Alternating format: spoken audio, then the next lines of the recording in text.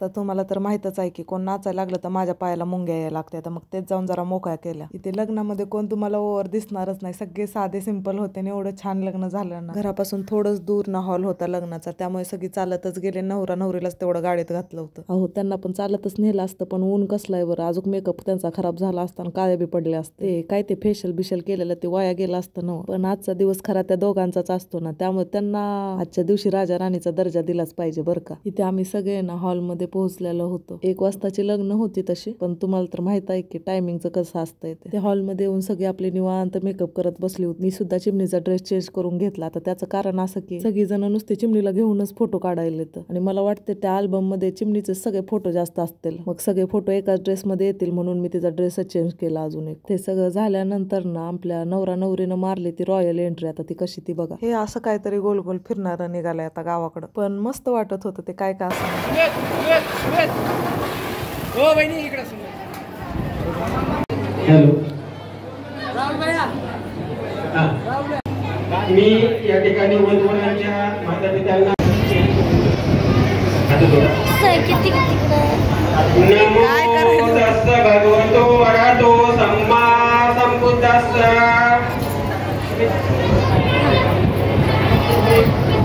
नमो तस्स भगवतो वरदो सम्मा सम्बुद्धस्स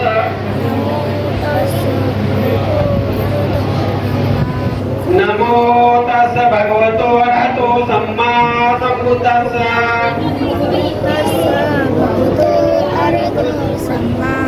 बुद्धं शरणं गच्छामि धम्मं शरणं गच्छामि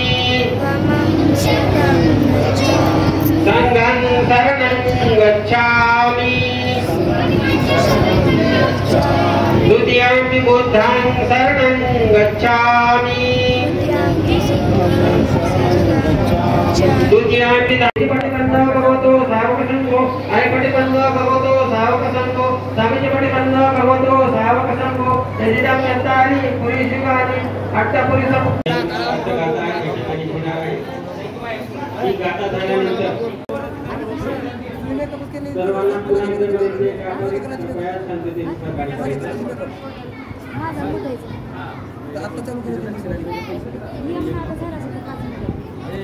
बहु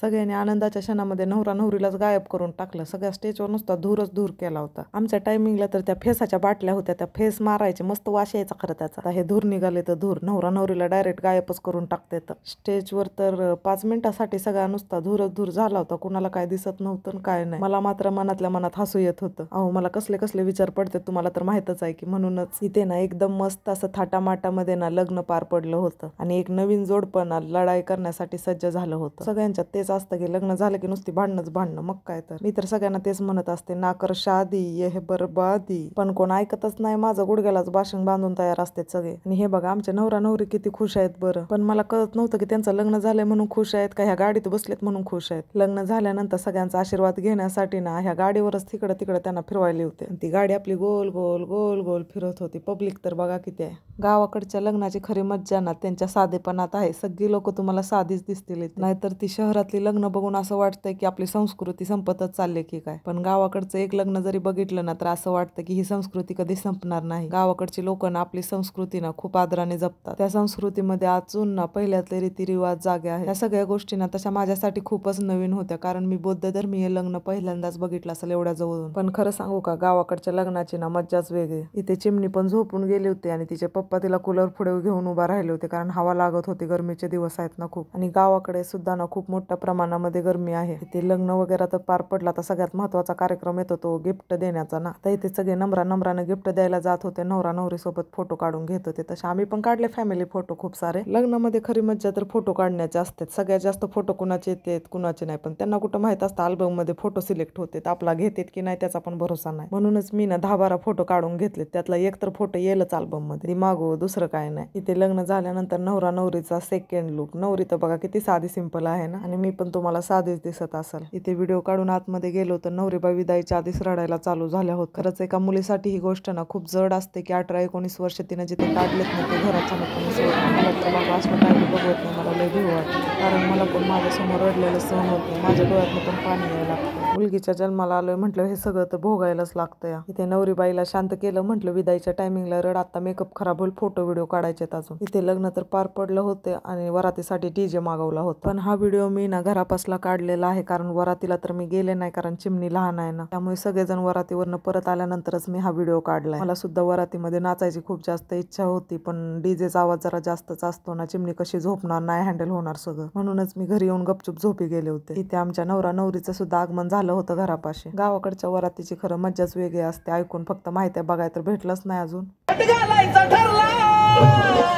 नवरत्नाचा बाजार भरला का माझ्या बायकोनो, नवरत्नाचा बाजार भरला का माझ्या बायकोनो.